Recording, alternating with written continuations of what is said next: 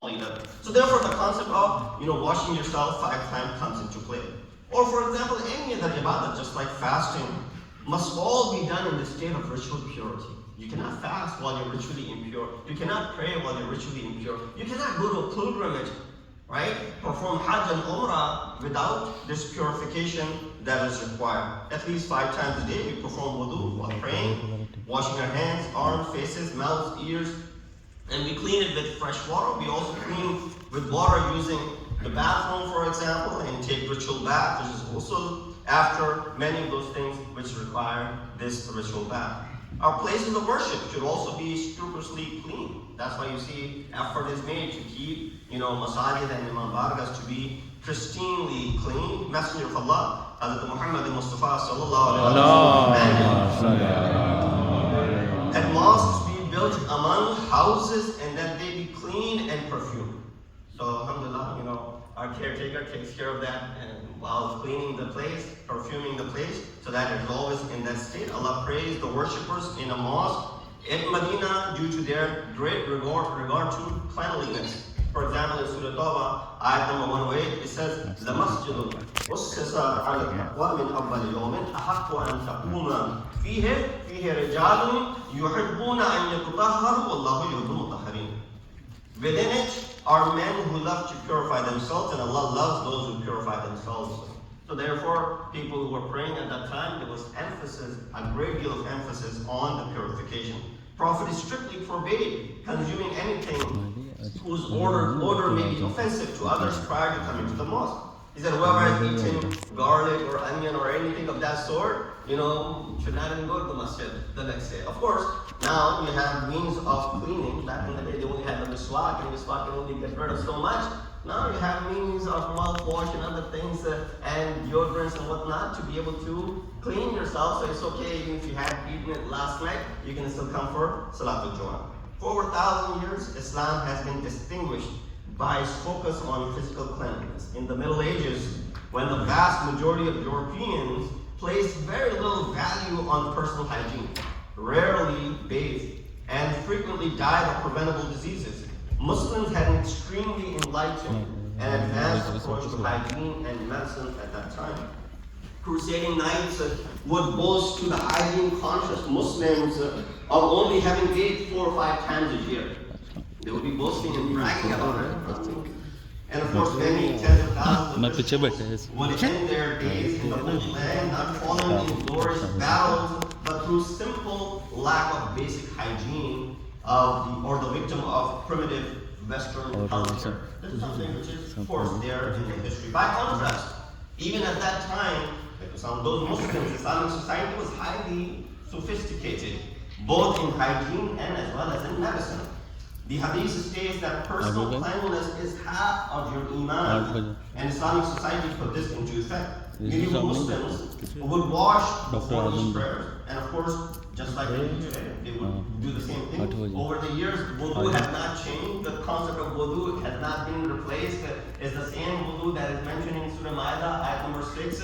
فَاغْسِلُوا وُجُوهَكُمْ وَأَيْدِيَكُمْ إِلَى الْمَرَافِقِ وَامْسَحُوا بِرُءُوسِكُمْ وَأَرْجُلَكُمْ إِلَى الْكَعْبَيْنِ. The same concept that has revealed 14 centuries ago in the medieval time, Muslims were also doing it. But now, of course, to what extent, while wudu was something which was being done, washing themselves was being done, alcohol was of course forbidden, it's still back then and it still is today. How far these religious laws were being observed, that's debatable. You don't know how many people were observing this, but nonetheless, Islam has this in place. Even today, you can debate that how many people are observing these Islamic rituals that are mentioned in Quran, things that are forbidden in their nature, pork, for example, or alcohol, for example, and all the other things that are haram. But how many people are still, practicing? That's a debatable thing. But nonetheless, the laws were there as far as Muslim society is concerned. So therefore, scholars like Abul Qasim al-Zahrawi, who is this guy?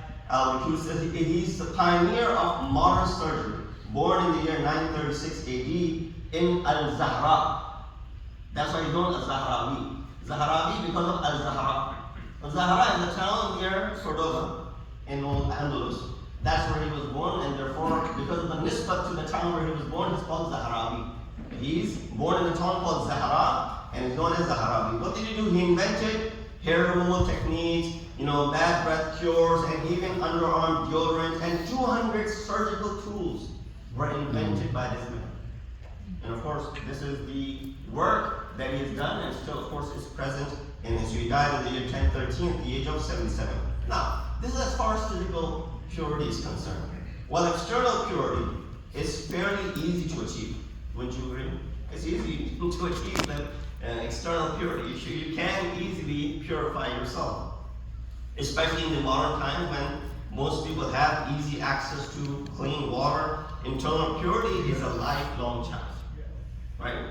To be able to internally purify yourself, that's something which is a lifelong challenge. It takes people years and years to achieve an internal purification. To have a pure heart that is pleasing to Allah subhanahu wa ta'ala, we must learn to control our thoughts, our desires, and as well as our actions.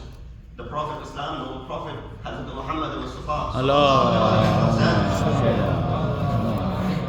وَإِنَّ فِي الْجَسَدِ مُضْغَةً إِذَا صَلَحَتْ صَلَحَ الْجَسَدُ كُلُّهُ وَإِذَا فَسَدَتْ فَسَدَ الْجَسَدُ كُلُّهُ أَلَا وَهِيَ الْقَلْبُ. He said, verily, in the body is a piece of flesh. In all of our bodies, there's a piece of flesh. And if sound, the entire body is sound. And if corrupt, the entire body is corrupt. Truly, that piece of flesh is your heart. If the heart is clean, that's why you hear this maqula a lot of time. Molana wa dil ke bahut achhe hain. Meaning what? By heart, the person is very nice. Might be doing, a lot of committing some sins, or now involved in drinking or other stuff. But dil ka bahut achha hai. He's very good at heart. So right away, that became a maqula, right? Dil ke bahut achhe hai. Or for example, when you go for proposal or something, the family, the boy is, very good at heart, for example. What do you mean, very good at heart? Well, that's what we mean. When the heart is pure, then of course other body parts, not the physical body parts, remain pure. For the physical purification, the method that I mentioned before, you know better than me. For the internal purification also, heart is being referred to here. Now heart does not mean this, organ that sits right here in your chest, guarded by these, bones and whatnot. It's heart here refers to your ahl. Heart here refers to your soul. Heart here refers to your lub, right? The thinking process. The concept of purification is not by physically purifying. That's why maybe some people thought that was the case. Rasulullah, you find this in Ahadith, was a young kid, and the angels came, performed an operation, took his heart out, cleaned it, and then put it back together, sewed it up. And there you go, the heart was purified. No, it was never about, cleanliness in the physical aspect of this heart. You can wash this heart, as many times as possible, but if it's internally corrupt, then nothing's going to happen to it. And I always give this example of a vessel, a cup, a glass, sitting outside by the water fountain. If the glass is dirty, you're not going to drink water in it. Now, if you didn't notice that you pour water into it, what happened? The water will become corrupted. But water does not have the ability to purify that corruption that is in there, unless it is, of course, drained.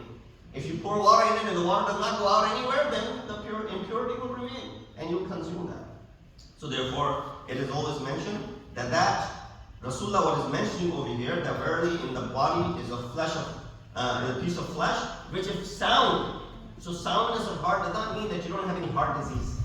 Soundness of heart does not mean that you don't have high blood pressure. Soundness of heart does not mean that you haven't had any heart surgeries or bypass or open and whatnot. No, soundness of heart means that you might have had multiple heart surgeries, but you're still sound at heart. Why? Spiritually speaking, your heart is salamat and sound. So how to achieve a pure heart? Of course, there are many, numerous ways which have been mentioned in the books of Hadith. I'll mention a few reasons over here how we can do that.